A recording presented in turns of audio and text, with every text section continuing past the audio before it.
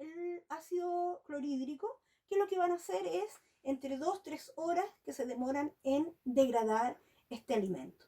Esta sopa gástrica se llama quimo. Una vez que el quimo se ha producido, comienza a vaciarse hacia el intestino delgado.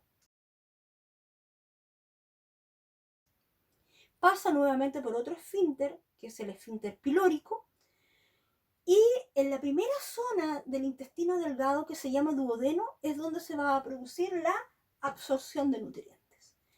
¿Qué pasa con la absorción de nutrientes? Significa de que tenemos que hacer de que estructuras muy grandes pasen al torrente sanguíneo como estructuras muy pequeñas. Por lo tanto, los carbohidratos van a pasar como glucosa. En el caso de los lípidos o grasas, tienen que pasar como ácidos grasos.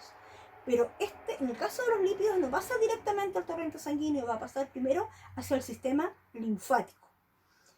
Y en el caso de las proteínas, tienen que ser absorbidos como aminoácidos. Recuerden, una proteína es una estructura macromolecular. Es, como yo les señalaba a ustedes, es una pared llena, ¿no es cierto?, de ladrillos. Cada ladrillo es un aminoácido. Y como aminoácido tiene que pasar al torrente sanguíneo. Para que esto ocurra, la mayor absorción, si yo veo cómo se encuentra constituido el tejido en el duodeno, en esta primera porción del intestino delgado, vemos una serie de vellosidades, son como deditos, y de microvellosidades, que lo que hacen es aumentar la superficie de absorción. Necesitamos absorber rápidamente los nutrientes que nos están entregando los alimentos que habíamos ingerido. Ahora, cada uno de estos nutrientes, evidentemente que tenemos que hacerlo que lleguen hasta las células. ¿Cómo actuaron en este sistema digestivo? En el caso del hígado, el hígado tiene una bodega de almacenamiento de una sustancia que se llama bilis. ¿Dónde se almacena la bilis? Se almacena, ¿no es cierto?, en la vesícula biliar. La típica pregunta de los profesores de biología es, entonces, ¿cuáles son las enzimas que podemos encontrar en la bilis? Ustedes ya saben, no hay enzimas. Lo que sí encontramos en la bilis son sales biliares, las cuales se van a encargar, ¿no es cierto?, de ayudar a emulsionar a las grasas. Funcionan como los detergentes.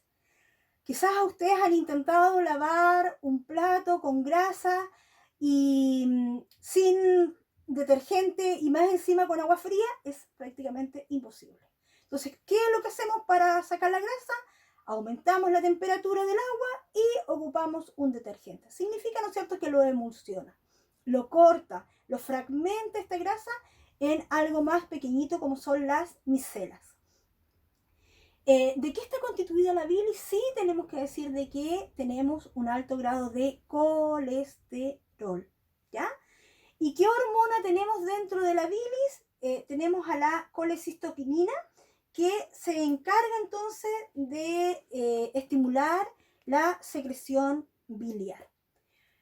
Nos está quedando hablar acerca del páncreas. Dentro de las funciones del páncreas, en la parte de producción de jugo pancreático, nos vamos a dar cuenta de que posee una serie de enzimas que se producen aquí. Nosotros vamos a estudiar, ¿no es cierto?, la enzima carboxipeptidasa, que actúa sobre las proteínas y los polipéptidos y los transforma en péptidos. En el caso de la lipasa pancreática, actúa sobre los triglicéridos y los transforma en ácidos grasos y monoglicerol. En el caso de la amilasa pancreática, actúa sobre el almidón y lo transforma en maltosa y maltotriosa.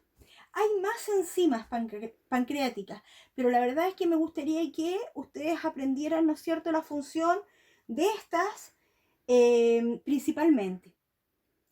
Todo lo que es el jugo pancreático es vertido, ¿no es cierto?, a la primera porción del intestino delgado, es decir, al duodeno.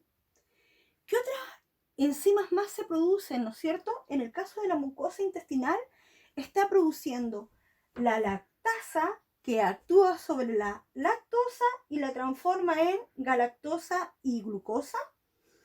La sacarasa, que es la enzima que actúa sobre el sustrato llamada sacarosa y lo transforma en fructosa y glucosa.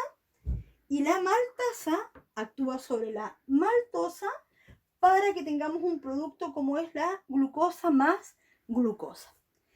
¿Por qué tiene que suceder todo esto en la transformación de un producto muy grande, como era, ¿no es cierto?, quizás una proteína?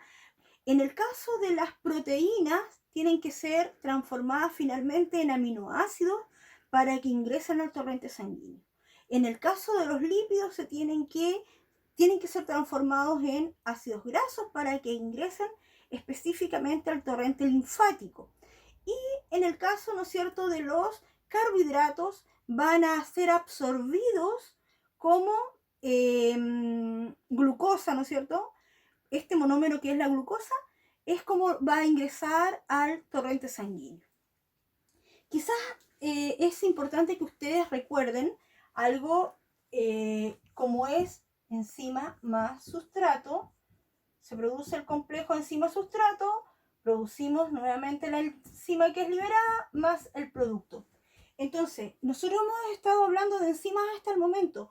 Yo no les he explicado a ustedes que las enzimas son proteínas, pero catalizadoras. Significa que aceleran los procesos biológicos, las reacciones biológicas, con menor gasto de energía.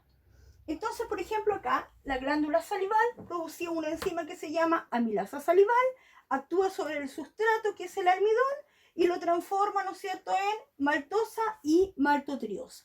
Entonces, enzima más sustrato, se forma el complejo enzima-sustrato, se unen y vamos a liberar posteriormente la enzima más el producto.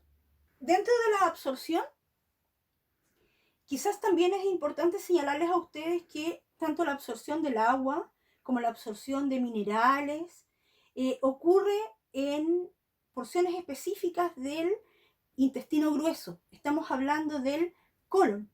Quizás ustedes habían escuchado hablar del colon ascendente, transverso, descendente. Es importante también señalar que en esta porción existen bacterias que viven en forma simbiótica con nosotros. Significa que nosotros nos beneficiamos de ellas y ellas se benefician de nosotros, como es la fijación, ¿no es cierto?, de la vitamina K. La vitamina K actúa en lo que es la coagulación sanguínea. Por lo tanto, si se dan cuenta, cada cosa es tremendamente importante. Una vez que se ha producido la absorción de los nutrientes, esto que tenemos acá, vamos al último proceso, ¿no es cierto?, que es la egestión. La egestión es nada más que la expulsión, ¿no es cierto?, de las heces fecales, de todos los desechos que se han producido y que es necesario la liberación de ellos. Decíamos que la digestión entonces es la expulsión de los desechos que se han producido de todo este proceso digestivo. Ojalá que la explicación haya sido clara para ustedes. Cualquier duda la remiten, ¿no es cierto?, al canal y estoy atenta para responder cualquier tipo de comentario. Muchas gracias.